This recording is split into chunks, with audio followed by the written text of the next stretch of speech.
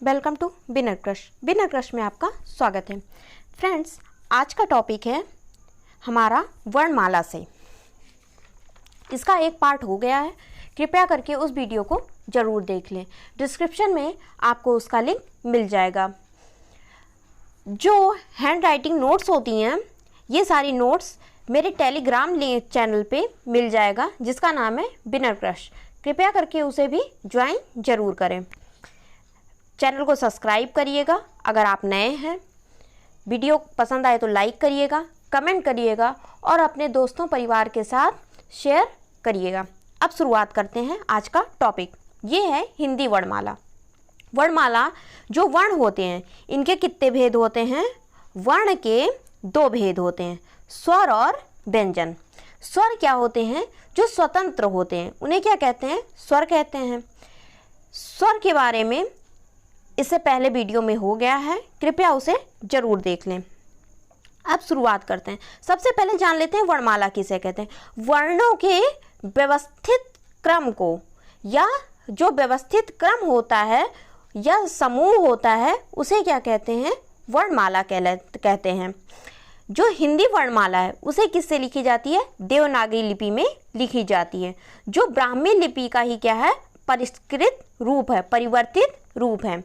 वर्णमाला हमारे जो वर्णमाला में वर्णों के 2 भेद होते हैं, एक स्वर होता है और एक व्यंजन होता है। स्वर जो होता है, जिन वर्णों का उच्चारण स्वतंत्र रूप से बिना किसी अवरोध तथा बिना किसी दूसरे वर्ण की सहायता से होता है। जो स्वर होते हैं वो क्या होते हैं? स्वतंत्र होते हैं।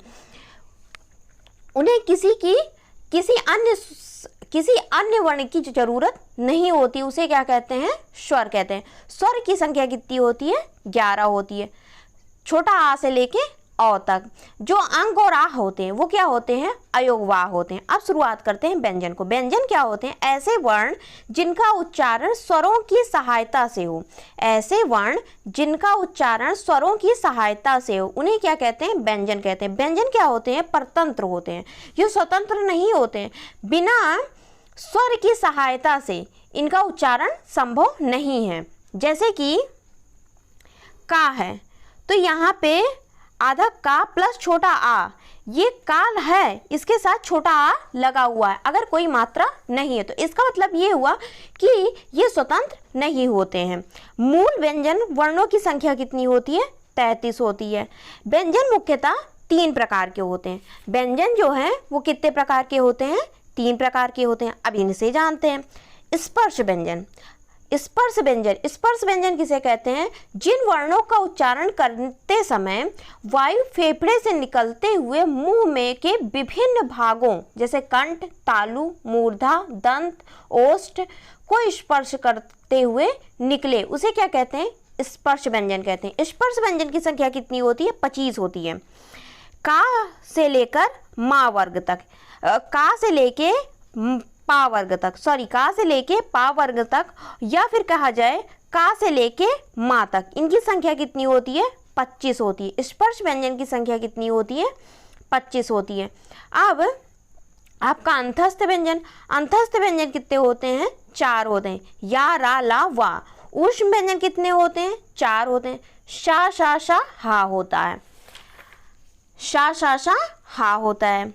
अब फिर देखिए, उच्चारण प्रयत्न के आधार पर व्यंजन का वर्गीकरण, जो हम उच्चारित करते हैं उसके प्रयत्न के आधार पर व्यंजन का वर्गीकरण कितने प्रकार से होता है? 2 प्रकार से, अल्प प्राण और महाप्राण। अब जानते हैं अल्प प्राण को। अल्प प्राण क्या होते हैं? जिन व्यंजन वर्णों के उच्चारण में श्वास वायु अल्प मात्रा में निकले, या फिर हम कहें कि जब हम सांस छोड़ते हैं वो कम मात्रा में निकले। अल्प का मतलब क्या होता है? कम होता है, तो उसे क्या कहते हैं? अल्प प्राण कहते हैं। प्रत्येक वर्ग का पहला, तीसरा और 5वां वर्ण तथा अंतस्थ व्यंजन किसे कहते हैं? या, रा, ला, वा जो होते हैं, इन्हें अंतस्थ व्यंजन कहते हैं। ये क्या होते हैं? अल्प प्राण होते हैं। लेकिन अब जानते हैं महाप्राण किसे कहते हैं? जिन व्यंजन वर्णों के उच्चारण में श्वास वायु अधिक मात्रा में निकले, या फिर कह लीजिए कि कार्बन डाइऑक्साइड अधिक मात्रा में निकले तो वो क्या होगा, महाप्राण हो। अधिक मात्रा में निकले तो वो क्या होगा, महाप्राण होगा। जैसे कि प्रत्येक वर्ग का दूसरा, चौथा तथा ऊष्म व्यंजन शा शा शा हा, शा शा शा हा, यहाँ पे ये वाला सा भी होगा, शा शा शा हा, ये क्या है, ऊष्म व्यंजन, ये क्या है, महाप्राण है। लेकिन अल्प प्राण क्या होता है, प्रत्येक वर्ग का पहला, तीसरा, पांचवा जो विषम संख्याएं हैं और या रा ला वा है वो क्या होते हैं, अल्प प्राण होते हैं। दूसरा, चौथा जो सम है वो और ऊष्म व्यंजन क्या होते हैं, वो होते हैं महाप्राण। अब देखिए अल्प प्राण और महाप्राण, देखिए का वर्ग में पहले, तीसरा और पांचवा का, गा और अणा, इया, महाप्राण खा दूसरा और चौथा, चा वर्ग का पहला, तीसरा और पांचवा, और महाप्राण दूसरा और चौथा। अंतस्थ व्यंजन क्या होता है, अल्प प्राण होता है, या रा ला वा, और महाप्राण कौन होता है, शा शा शा हा होते हैं। अब देखिए स्वर तंत्री में कंपन के आधार पर व्यंजन का वर्गीकरण, जो हमारे जहाँ से हम सांस लेते हैं वहाँ पे जो कंपन होता है, उस नली में जो कंपन होता है उसके आधार पर व्यंजन का वर्गीकरण, ये भी एक वैज्ञानिक विधि है। अघोष व्यंजन होते हैं, सघोष व्यंजन, सघोष को ही क्या कहते हैं, घोष व्यंजन कहते हैं। जो सघोष व्यंजन है, सघोष जो होते हैं सारे स्वर क्या होते हैं, सघोष होते हैं। अब अघोष व्यंजन को जानते हैं। जिन व्यंजन वर्णों के उच्चारण में हमारी स्वर तंत्रियों में कंपन नहीं होता है, जो हमारी स्वर तंत्रियां हैं उनमें कंपन नहीं होता, वो क्या होते हैं, अघोष होते हैं। प्रत्येक वर्ग का पहला, दूसरा और शा शा शा ये क्या होते हैं, अघोष व्यंजन होते हैं। लेकिन अब जानते हैं सघोष व्यंजन किसे कहते हैं। जिन व्यंजन वर्णों के उच्चारण में हमारी स्वर तंत्रियों में क्या होता है, कंपन होता है, हम जहाँ से सांस लेते हैं उस तंत्री में, उस नली में कंपन होता है, तो वो क्या होते हैं, सघोष होते हैं। सारे स्वर क्या होते हैं, सघोष होते हैं। प्रत्येक वर्ग का तीसरा, चौथा, पांचवा वर्ण तथा सभी स्वर क्या होते हैं, सघोष होते हैं। और या रा ला वा अंतस्थ व्यंजन और हा क्या होते हैं, सघोष होते हैं। अब अघोष कौन से होते हैं, पहला, दूसरा और शा शा शा, ये तीनों सा क्या होते हैं, अघोष होते हैं। सघोष क्या होते हैं, तीसरा, चौथा, पांचवा सभी स्वर, और या रा ला वा और हा ये क्या होते हैं, सघोष होते हैं। देखिए ये है दूसरा, पहला, दूसरा ये अघोष है। फिर शा शा शा हा, यहाँ भी शा होगा। और सघोष कौन से हैं, तीसरा, चौथा, पांचवा ये सब क्या है, सघोष है। और सभी स्वर अंतस्थ व्यंजन और हा। अब देखिए अनुनासिक, अनुनासिक किसे कहते हैं, इसमें चंद्र बिंदु होती है। जैसे आप जिसमें चंद्र बिंदु होती है उसे क्या कहते हैं, अनुनासिक कहते हैं। जैसे आँख, आँख में ऐसे लिखते हैं तो ये चंद्र बिंदु है, इसे क्या कहते हैं, अनुनासिक कहते हैं। अनुनासिक जो होते हैं इनका ये प्राय क्या होते हैं, तद्भव शब्दों में प्रयोग किए होते हैं। तद्भव कौन से होते हैं, जो हिंदी के शब्द होते हैं उन्हें क्या कहते हैं, तद्भव कहते हैं। तत्सम वे होते हैं जो संस्कृत में, जो संस्कृत के शब्द होते हैं उन्हें क्या कहते हैं, तत्सम कहते हैं। अनुनासिक क्या होते हैं, अनुनासिक स्वर ध्वनियाँ होती हैं, स्वर ध्वनियाँ होती हैं जिनका उच्चारण मुंह और नाक की सहायता से होता है। इनका प्रयोग स्वर के बाद में होता है। देखिए इनका प्रयोग स्वर के बाद में होता है। जैसे आँख लिखें तो इसका प्रयोग कहाँ हुआ, स्वर के बाद में हुआ, तो इसे क्या कहते हैं, अनुनासिक कहते हैं। जैसे ऊँट हुआ तो इसका भी प्रयोग क्या हुआ, स्वर के बाद हुआ। आप जानते हैं अनुस्वार किसे कहते हैं। अनुस्वार में अंग की बिंदी होती है। अनुस्वार में क्या होता है, अंग की बिंदी होती है। ये तत्सम शब्दों में प्रयोग होते हैं। अनुस्वार क्या होते हैं, नाक से अधिक हवा निकले, जो नाक से है वो अधिक हवा निकले और मुंह से कम हवा निकले तो वो क्या होते हैं, अनुस्वार होते हैं। अनुस्वार का प्रयोग कहाँ होता है, व्यंजन ध्वनियों में होता है। जैसे कि आप लिखते हैं चंचल, तो जो ये क्या है, आपका जो बिंदी लगी हुई है ये क्या है, अनुस्वार है। अब निरनुनासिक को देखते हैं। केवल मुंह से बोले जाने वाले वर्णों को क्या कहते हैं, निरनुनासिक कहते हैं। जैसे आप बोलते हैं इधर, उधर, अगर, मगर, ये सब क्या होते हैं, निरनुनासिक होते हैं। अब देखिए संयुक्त व्यंजन क्या होते हैं, दो व्यंजन एक ही स्वर के सहारे बोले जाएं तो उन्हें क्या कहते हैं, संयुक्त व्यंजन कहते हैं। संयुक्त व्यंजन किसे कहते हैं, दो व्यंजन एक ही स्वर के सहारे बोले जाएं उन्हें क्या कहते हैं, संयुक्त व्यंजन कहते हैं। जैसे छा, तो छा किससे बनता है, दो व्यंजनों की सहायता से बोले जाते हैं, का और शा से। त्रा, ता और रा से, तो ये क्या हो गए, संयुक्त व्यंजन। ज्ञा, जा और इया से, तो ये क्या हो गए, संयुक्त व्यंजन। श्रा, श्रा में सा, तालव्य वाला शा और रा, ये क्या हो गए, संयुक्त व्यंजन हो गए। अब देखिए वर्णमाला, ये आपका सारा वर्णमाला है, एक जगह हमने कर दिया है। वर्णमाला, जो छोटा आ बड़ा आ है ये कहाँ से निकलता है, कंठ से निकलता है। छोटी बड़ी तालु से निकलता है। छोटा ऊ बड़ा ऊ ओष्ठ, इसका प्रयोग किससे होता है, ओष्ठ से होता है। आप जब प्रयोग करेंगे बोलकर तो आपको ये सब वैज्ञानिक तौर पे हैं। री, री का किससे प्रयोग होता है, मूर्धा से होता है। ए आय कंठ तालब, ओ औ कंठोष्ठ और अंग आह क्या होते हैं, अयोग वाह होते हैं। अंग का प्रयोग नासिका से होता है, आह का प्रयोग कहाँ से, जिसे विसर्ग बोलते हैं, इनका प्रयोग कहाँ से होता है, कंठ से होता है। लेकिन स्वर दंत से स्वर का उच्चारण नहीं होता। दंत से जो हमारे दांत होते हैं इनसे स्वर का उच्चारण नहीं होता है। अब देखिए, अब व्यंजन को देख लेते हैं। व्यंजन देखिए, अघोष, अघोष पहला और दूसरा क्या होता है, अघोष होता है। तीसरा, चौथा, पांचवा क्या होता है, सघोष होता है। और सभी स्वर क्या होते हैं, सघोष होते हैं। पहला, तीसरा और पांचवा क्या होते हैं, अल्प प्राण होते हैं, कम वायु निकले। महाप्राण कौन से होते हैं, दूसरा और चौथा होता है। अब देखिए का वर्ग, का ख गा घा और या, ये कंठ से निकलते हैं। और प्लस छोटा आ बड़ा आ विसर्ग और हा किससे, कंठ से उच्चारण होते हैं।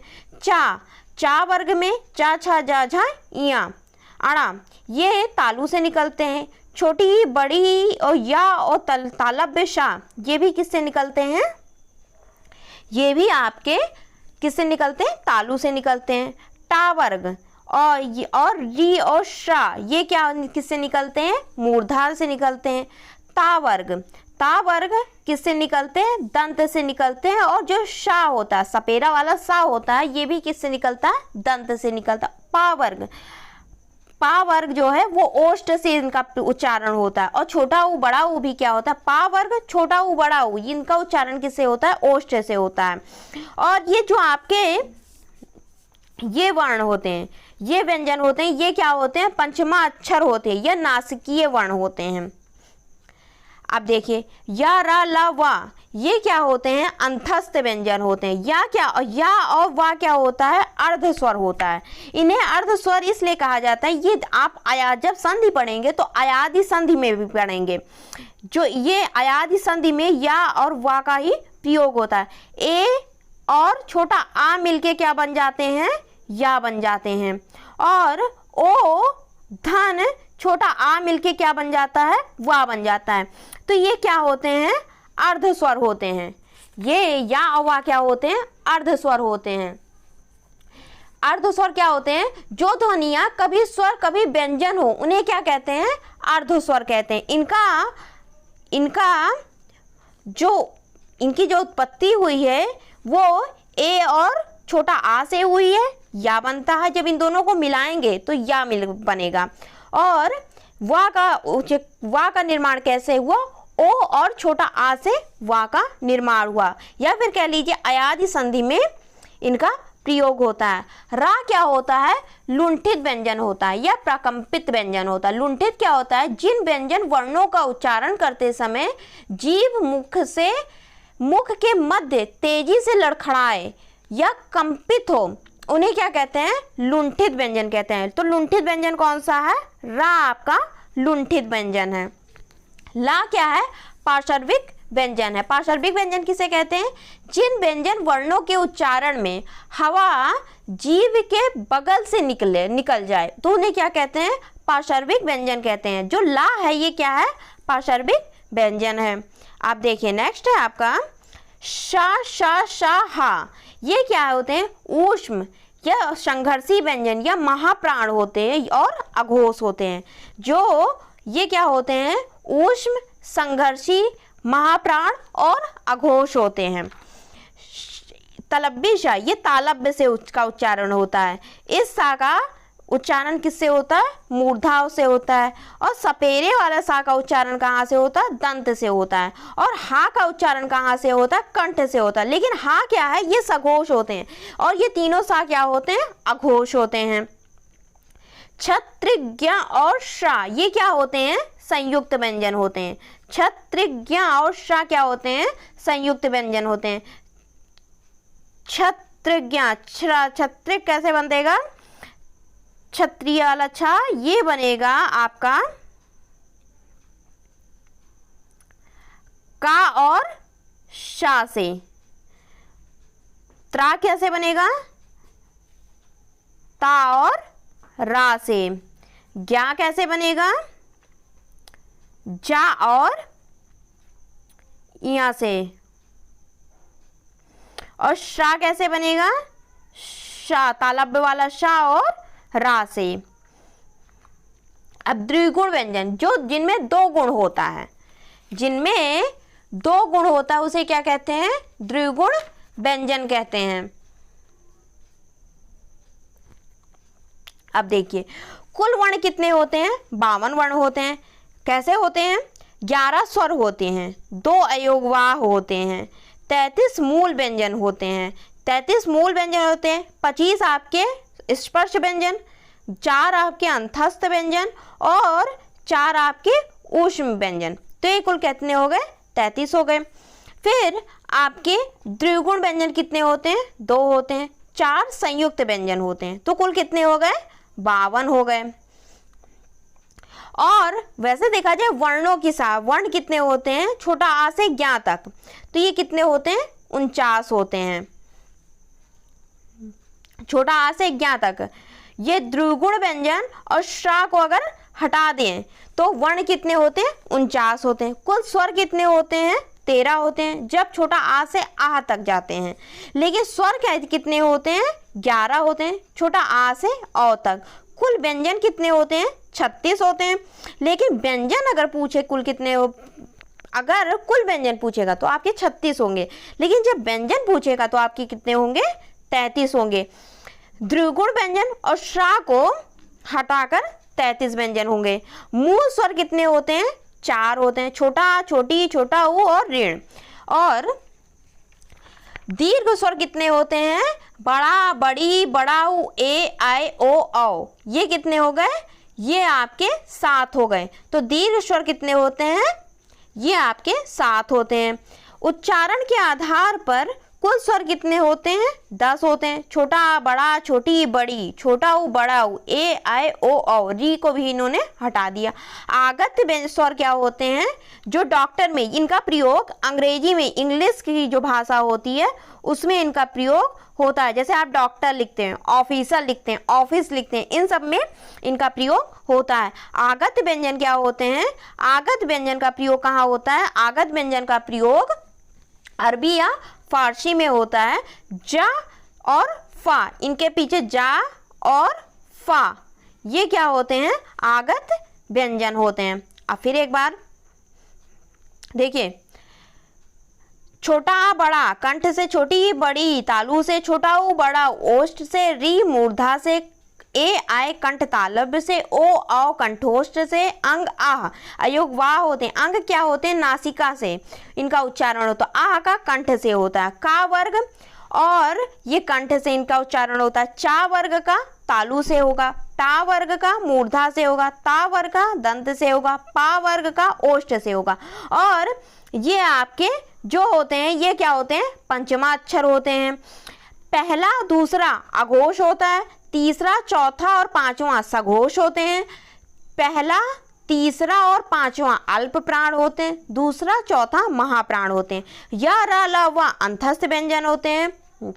ये क्या होते हैं? स्पर्श व्यंजन होते हैं। कहाँ से लेकर माँ तक क्या होते हैं? स्पर्श व्यंजन होते हैं। या रा ला वा क्या होते हैं? अंतस्थ व्यंजन होते हैं। या वा क्या होता है? अर्ध स्वर होता है। रा क्या होता है? लुंठित व्यंजन होता है। ला क्या होता है? पार्श्विक व्यंजन होता है।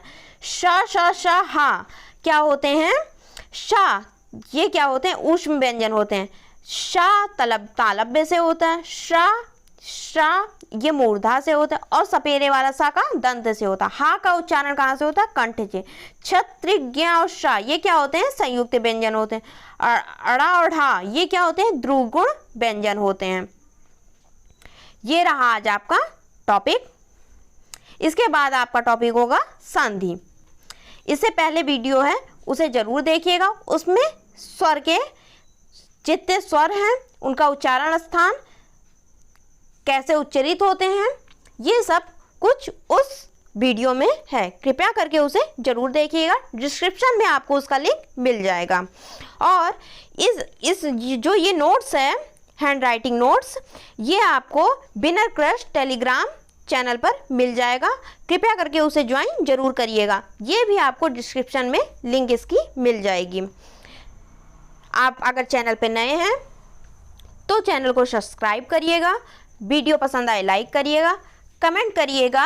अपने विचारों को कमेंट में ज़रूर बताइएगा और अपने परिवार दोस्तों के साथ वीडियो को शेयर ज़रूर करिएगा। अब इसके बाद आपका टॉपिक होगा संधि का। कृपया करके वीडियो कंटिन्यू जरूर करिएगा। धन्यवाद।